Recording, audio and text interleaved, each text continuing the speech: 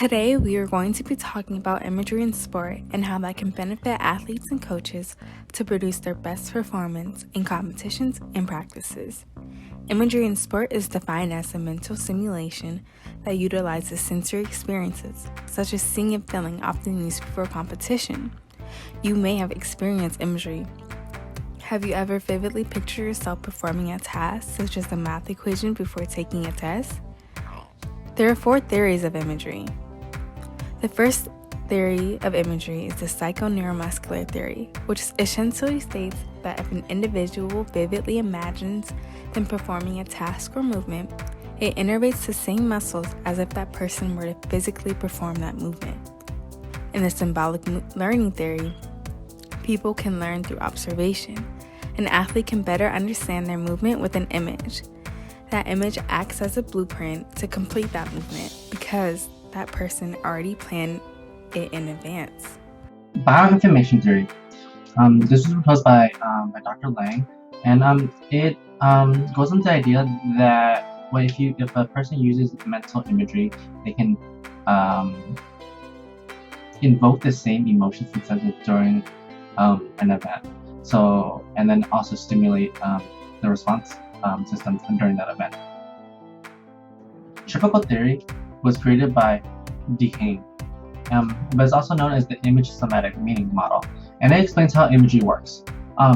For imagery to work, the image itself is represented through the real world, and then the somatic response to those images are stimulated, and then only the significant details are used during imagery.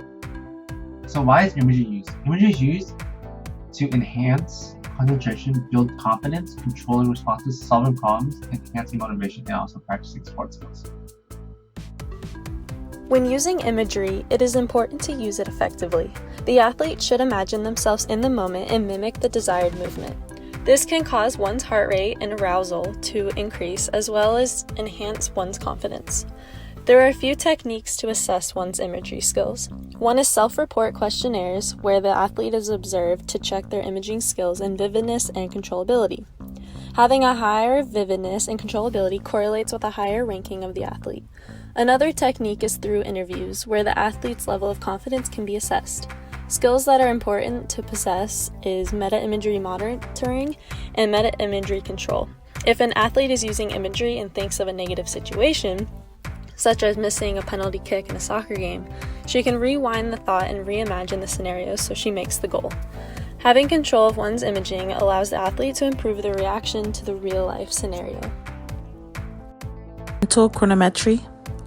There are 3 types of response times: simple reaction time, recognition reaction time, choice reaction time. Key things when it comes to athletic performance: sports such as football, table tennis are key crucial roles in reaction time due to plays developing rapidly with football players, them being massive athletes running around the field, and each period of time having a shorter duration for each play. Table tennis players having to react quickly towards the ball and their opponent to see where it is that their next move would be.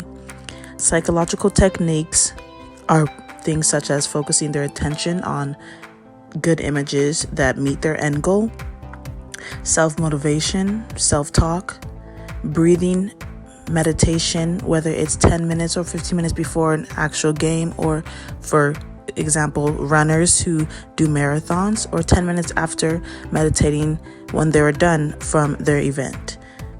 There are very defined movements that require techniques, and imagery is beneficial for each athlete and a player, whether it is that they're just an avid runner or a professional athlete.